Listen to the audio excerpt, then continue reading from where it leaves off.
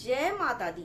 मैं हूँ हेमा भारती और आप देख रहे हैं मेरा चैनल माँ हेमा चैनल। तो फ्रेंड्स, एक और नए वीडियो में बहुत बहुत स्वागत है आप सबका। उम्मीद करती हूँ कि आप सब स्वस्थ होंगे, मस्त होंगे और जहाँ कहीं भी होंगे बहुत खुश होंगे। और हमेशा की तरह माता रानी कृपा से मैं भी बहुत खुश हूँ। तो चलिए फ्रेंड्स, इस वीडियो में जानते हैं कि श्रावण मास के महीने में हमें सिंदूर को लेकर के क्या कुछ जानकारी रखना चाहिए, हमें क्या कुछ करना चाहिए श्रावण के महीने में।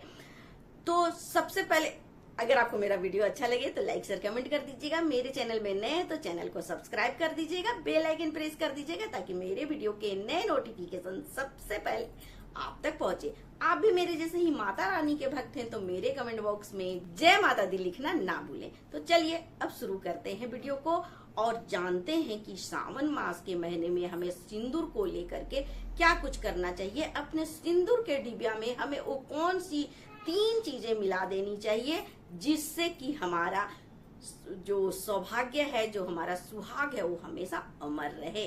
क्योंकि सावन मास का महीना होता है भोले जी का, भोलेनाथ जी का, और हम सुहागिने जो हैं सदा सुहागन रहने का वरदान पाती हैं। और इसके लिए हम सोमवार का व्रत करते हैं, तप करते हैं और ना जाने क्या कुछ करते हैं।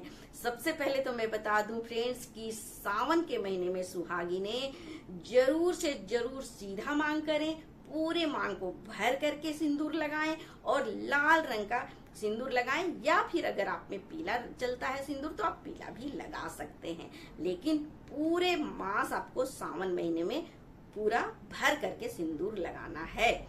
अच्छा, एक बात और मैं बता दूं कि जब भी आप मंदिर जाएं, व्रत कर रहे हैं सोमवार का, या आप मंदिर जा रहे हैं तो मंदिर में जाकर के सिंदूर जो है वो जरूर माँ पार्वती को चढ़ाएं। या ऐसे भी आप सबको ना हमेशा माँ अम्बे को, माता पार्वती को सिंदूर जरूर चढ़ाना चाहिए। और सिंदूर हमेशा माता रानी को हमें उनके चरणों में अर्पित करना चाहिए। उनके चरण में चढ़ाइए, उन्हें लगाइए, अर्पित कीजिए उनके चरण में सिंदूर को। और उसी सिंदूर को आप लेकर के आइए और अपने डिबिया में भर के रख दीजिए। और जब भी आप लगाएं तो उसी डिबिया से आपको सिंदूर लगाना चाहिए। इससे सीधे सीधे माँ अम्बे का आपको आशीर्वाद मिलता है और आप अखंड सौभाग्यवती हमेशा रहती हैं। तो ये हो गया पहली बात। चलिए दूसरी चीज जानते हैं कि हमें और क्या करना चाहिए सिंदूर को लेकर के। तो सिंदूर जो आपका सिंदूरा होता है, सिंदूर दान होता है जिसे हम कहते हैं, उस सिंदूर दान में आपको सिर्फ सिंदूर नहीं रखना है। एक तो हो गया कि माता रानी का सिंदूर आपको उसमें मिला के रखना है।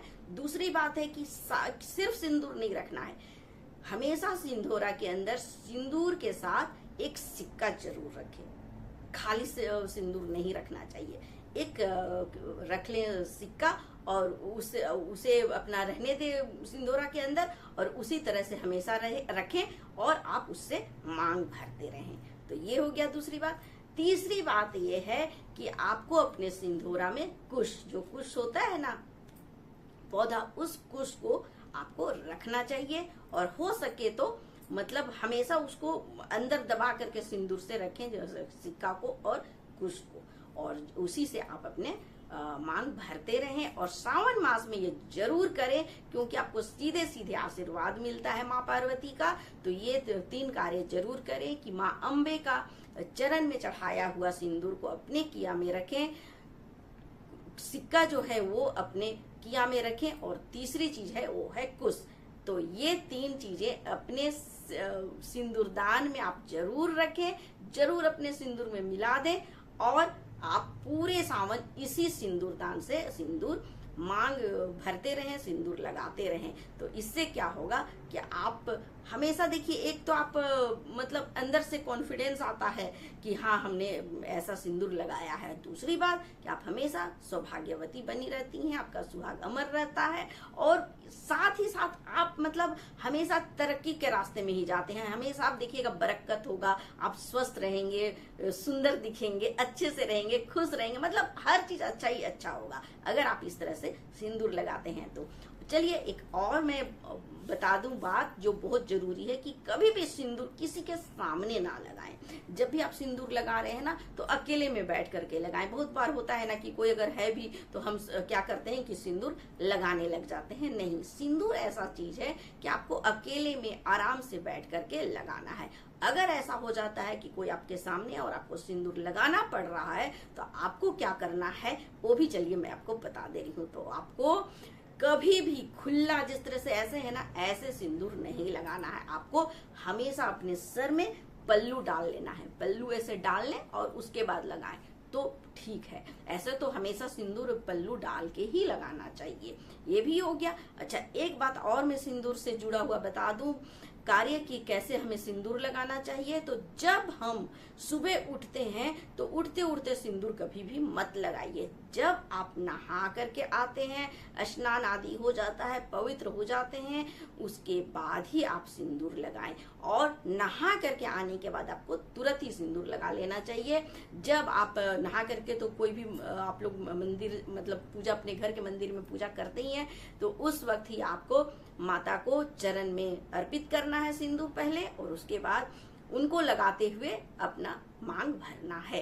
ये कार्य करना, उसके बाद बाकी पूजा आप करें, जो भी धूप दीप वगैरह उसके बाद करें। सबसे प्रथम कार्य है कि माता रानी को सिंदूर लगाएं और वही सिंदूर आप अपने मांग में भरें। ये भी हो गया। और मैं आपको बता दूं कि कभी भी सावन मास के महीने में आप सिंदूर जब लगाती हैं तो सीधा मांग में ही सिंदूर लगाइएगा, टेढ़ा वेढ़ा से मांग करके, और बस ऐसे नहीं, पूरा सीधा मांग कीजिए और उसमें पूरा भर के सिंदूर लगाइए। और सिंदूर लगाते समय आपको अपने पति की लंबी आयु, उनके स्वास्थ्य, उनके तरक्की के लिए प्रार्थना करते हुए ही सिंदूर लगाना चाहिए। इससे क्या होता है कि आपको अंदर से आत्मबल भी मिलता है। आप हमेशा महसूस करेंगे कि नहीं, हमारे पतिदेव जहां भी होंगे, जैसे भी होंगे, सुरक्षित होंगे। काम में जा रहे हैं, कहीं भी जा रहे हैं, आप बिल्कुल आप टेंशन फ्री रहेंगे इस तरह से अगर आप सिंदूर लगाते हैं तो चलिए फ्रेंड्स, उम्मीद है कि आपको सारी जानकारी मिल गई है सिंदूर को लेकर के। तो इसी तरह से आप सावन मास में सिंदूर लगाइएगा और अखंड सौभाग्यवती रहने का वरदान पाइएगा माता रानी से और भोले बाबा से। तो चलिए फ्रेंड्स, इसी के साथ मैं अपना वीडियो अंत करती हूँ। अगले वीडियो में नए विषय के साथ फिर मिलती हूँ। तब तक के लिए मुझे आज्ञा दीजिए। जय माता दी।